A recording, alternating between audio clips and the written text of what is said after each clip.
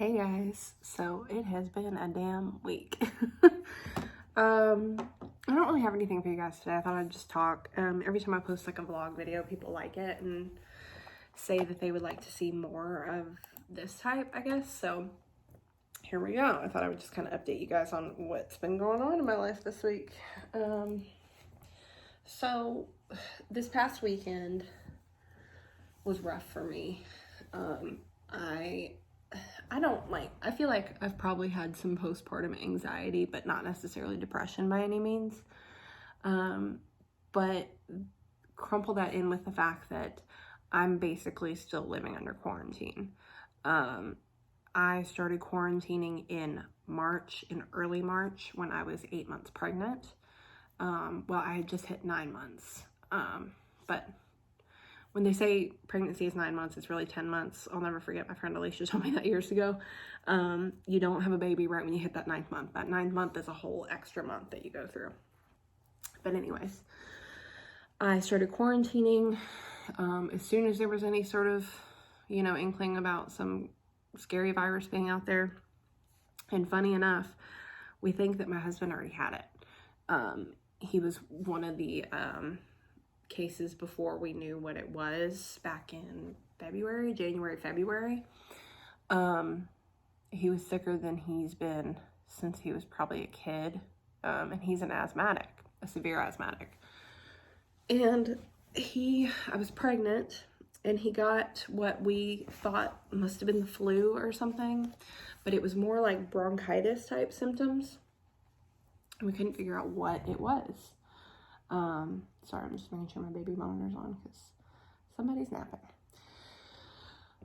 We didn't know what it was.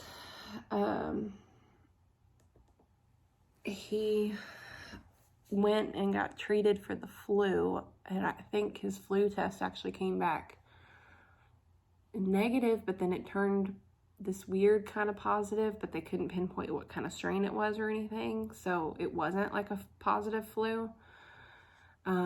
It's hard to remember all this because I really had pregnancy brain at the time. So then they gave him Tamiflu because they didn't know what else to do, which don't ever fucking take Tamiflu. Don't do it. All it does is supposedly shorten the life of the flu, but it gives you flu symptoms. So like I said, his symptoms were more bronchial. But he did have like I want to say he had like a little bit of upset stomach or something. That's what made us think maybe it's the flu. I don't remember. But when he started the Tamiflu, then he started like the vomiting, all that, whatever. But prior to that, he had the fever, the sore throat, the drainage, and like the body aches and chills and all that. And he was sick as a dog, and this lasted for like 3 weeks. Never seen him that sick before. Since I was pregnant, we didn't want him around me thinking that it was the flu or a really bad cold or something like that, because we didn't obviously want the baby to get sick. So I lucked out because I went and bought Lysol wipes, Lysol spray, all of that. So then when everyone was freaking out at the beginning of the quarantine and buying all that out, I had a little supply here already. I already had masks because I've always worn masks when I get sick.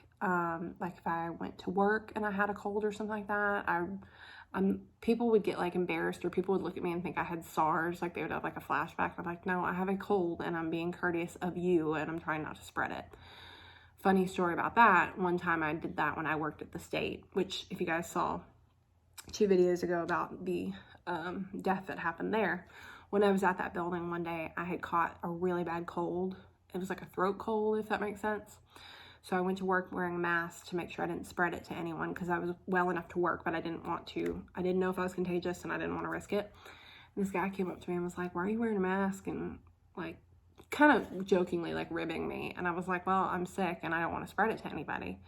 And I told him how I felt. And he goes, oh yeah, I had that like a week ago. And I went, well, thank you. Thank you for spreading it to me. And I'm trying to do my part to end it with me. So I already had masks, but I wore those the whole time that he was sick in January, February. I think it was the end of January, beginning of February. And he basically was quarantined in the bedroom. And this is so funny that all this happened, because it happened before we even thought of the quarantine, knew what COVID was, whatever. So I would just bring him his meals basically. And I think near the end of it, I would go in there and sit like on the opposite side of the bedroom and like watch a movie with him or something. But he got so depressed because he was so sick. He never takes off work, and he was off work for like a week and a half. He was so sick. I almost took him to the hospital one night. It got so bad. But he pulled right through it. He hates going to the hospital, ER, anything like that. So it's like pulling teeth.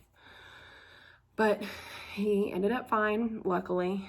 He has a breathing treatment machine, so he was doing breathing treatments and all that. He was just terribly depressed because he was literally stuck in the bed for 3 weeks.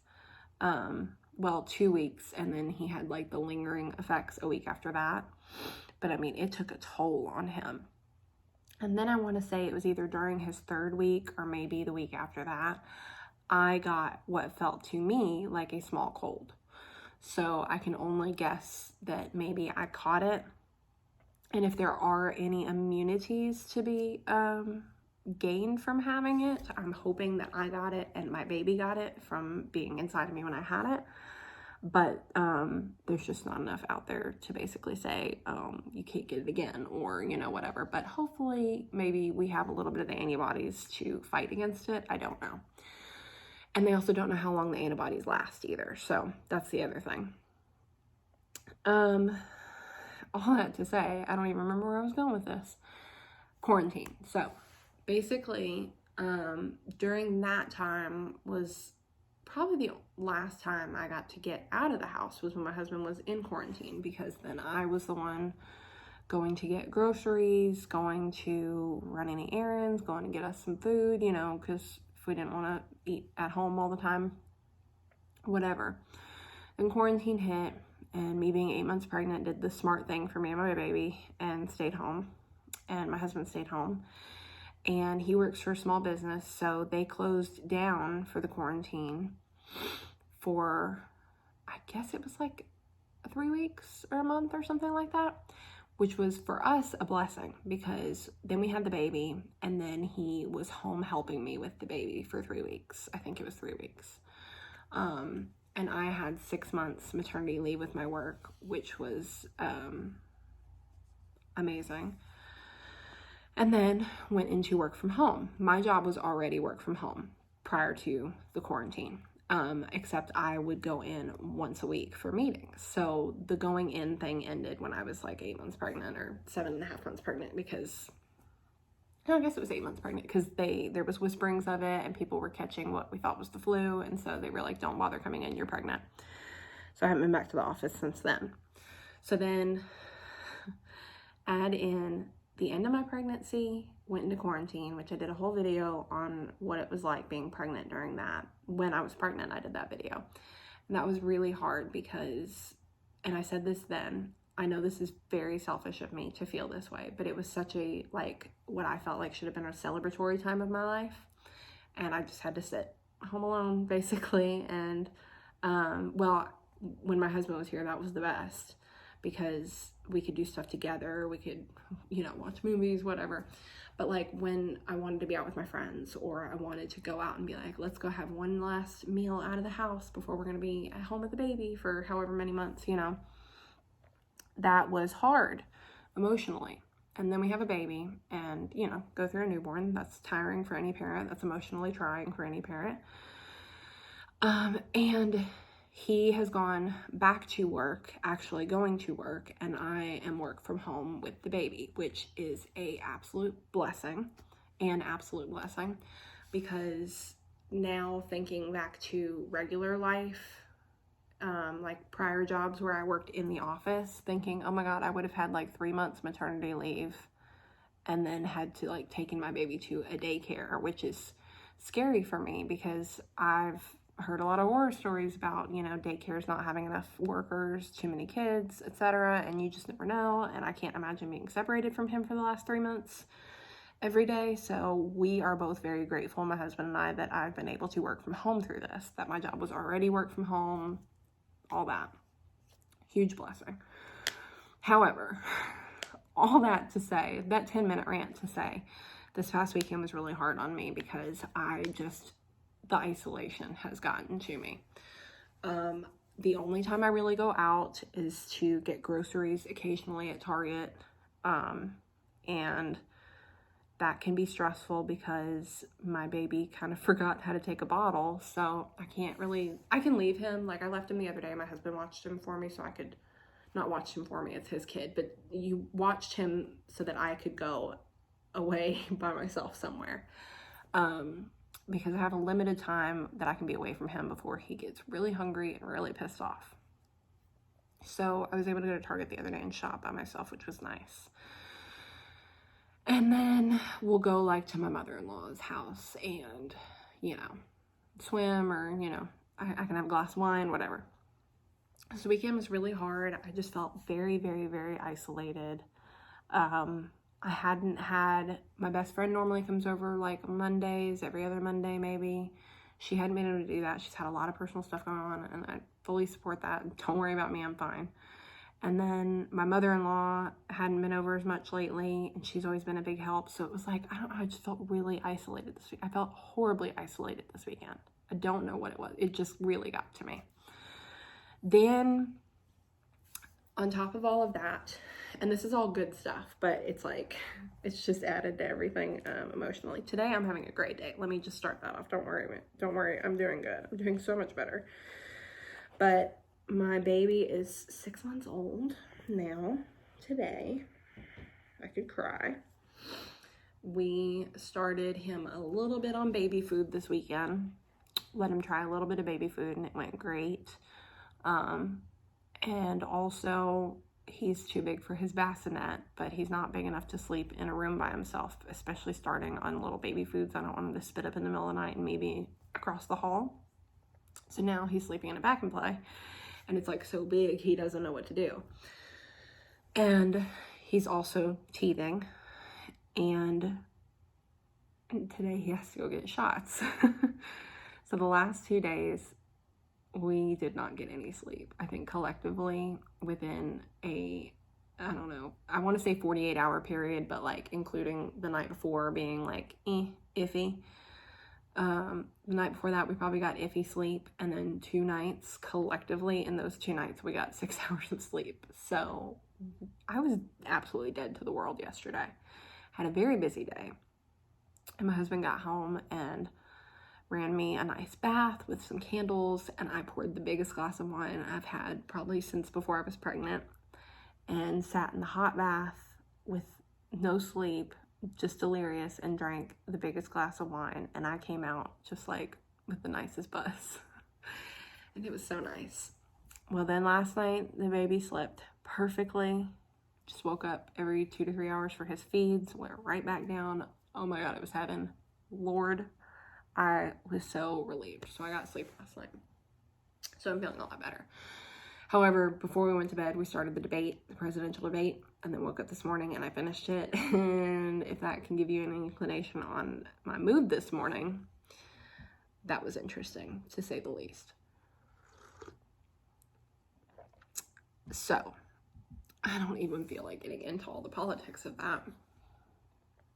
But yeah, that's been how I've been doing this week. Luckily, like I said, I got a lot of sleep last night. I feel like today's going to be a good day, besides the fact that I have to take my child to get shots. That's going to be stressful, but it's going to be okay. It's for his own good.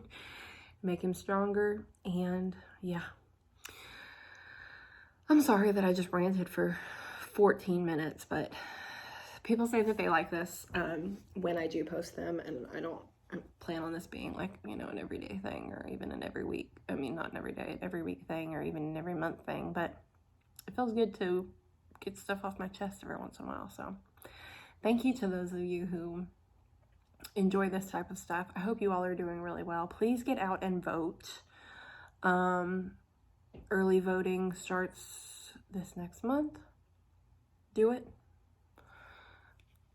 I don't even want to get again into politics, so I won't even say what I really want to say, but I'll vaguely say this.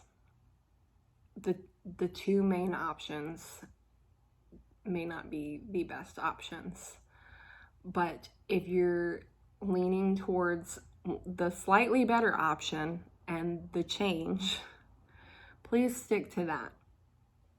That is just my personal opinion, because I feel like that's why we lost the last one, because a lot of third party and a lot of, I wish we had this, trust me, I wish that too. But my candidate of choice was not in the debate last night.